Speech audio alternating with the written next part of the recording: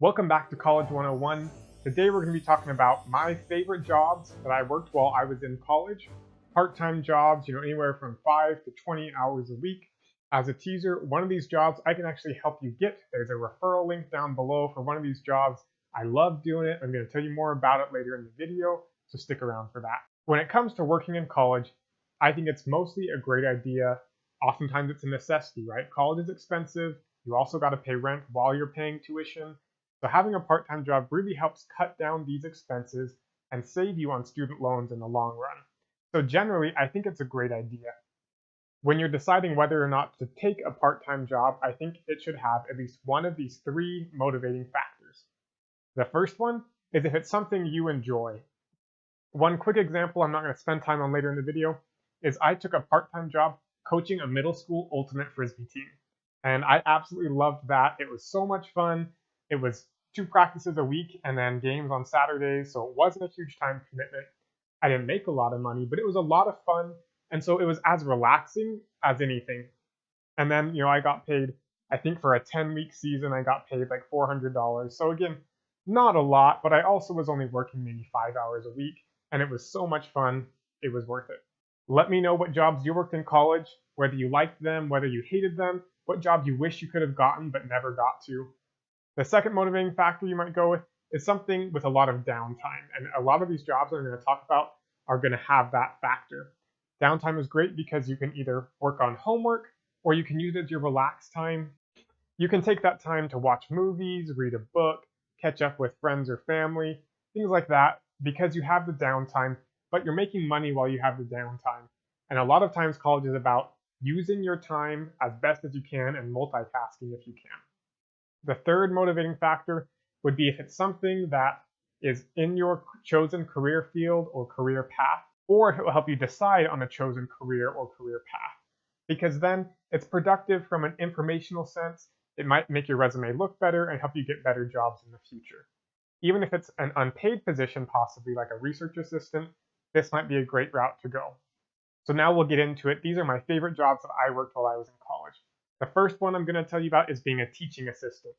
In a video earlier, and I'll put a link to it right here, I talked about why teaching assistants are so important, and I honestly believe that. But having been a teaching assistant, I really, really loved it. It was great because you continued to learn and focus on your studies and your field of study. So it was kind of like a free refresher and free studying. In fact, not even free, you were getting paid to study and help other people study. And even actually, one of the students I knew as a TA actually just got me a job at a dream company for me because of that connection and networking.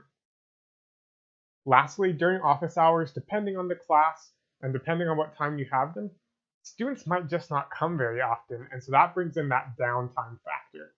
So for me, the TA, it checked all 3 boxes. I loved doing it. I love teaching. That's why I'm making this YouTube channel. It had a lot of downtime at times during office hours. And 3, it was in my field of study, and so it really checked all 3 boxes for me, and it can for you too. It also paid decent, not the highest paying job, but for a college job that was flexible, it paid pretty well. This second job I'm going to talk about is the one that has the referral link down in the description below, and it was working as an online tutor. Again, I love teaching, and so for me, this was something that was entertaining and valuable to me that way, but this job was super flexible. I worked as a tutor with Varsity Tutors, and the way it works is you would fill out your information. I think you even took some online assessments to prove your proficiency in different subjects. And you could say, I'm available these times and for these subjects. And then you would get emails sometimes about new students. They also had an option where you could do real-time tutoring. So if students were at home and they all of a sudden said, oh man, I'm stuck on this homework assignment, I need it, or I've got a test tomorrow, I need a tutor just right now, but I don't need a consistent tutor. And you could try and get some of those opportunities. The competition for the on-demand tutoring opportunities was really high.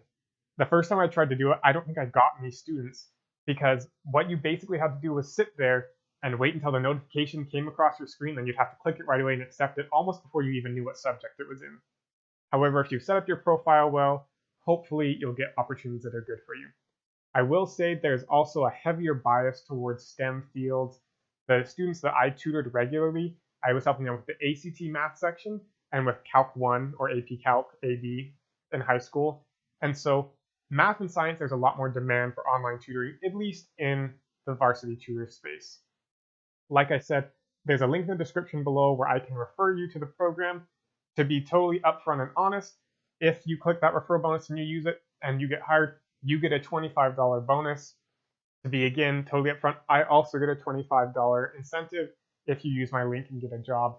So, if you feel like I'm promoting it for that reason, maybe a little, but I did honestly really love that job. All right, break time. Why did the Scarecrow get an award? Because he was outstanding in his field. If you like that dumb pun or the content of the videos, please click the like button, subscribe to the channel. If you really think that these jokes are just not worth your time, please subscribe to the channel, click the notification bell, and come let me know every single time.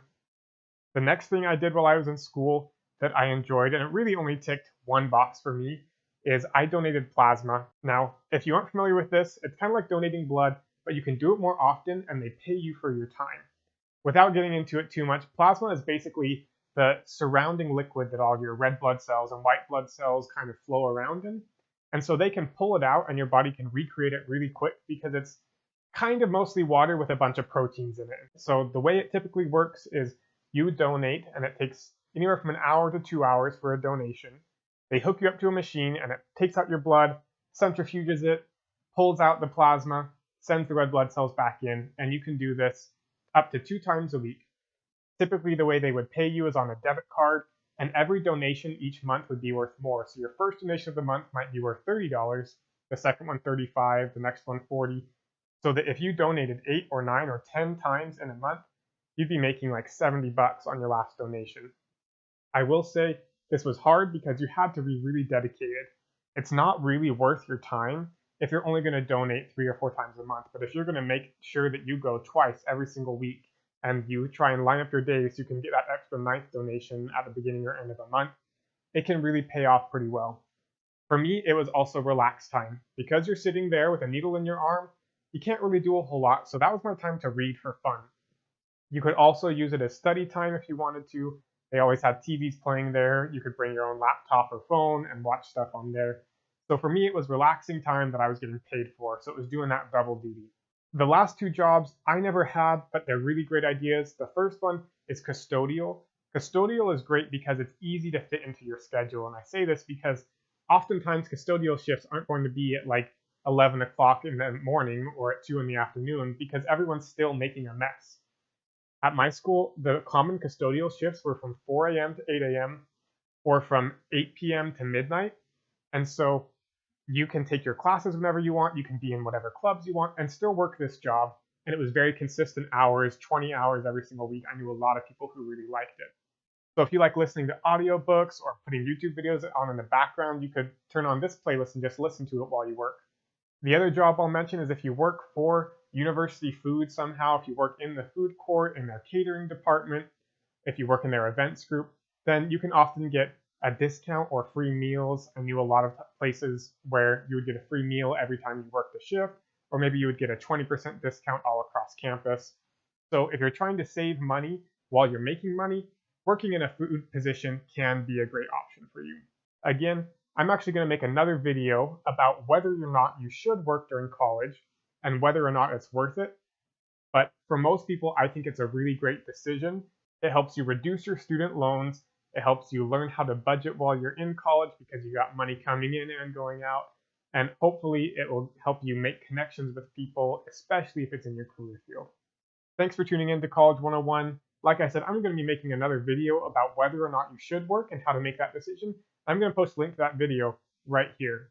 Thanks again, and we'll see you next time on College 101 here on The College Guide.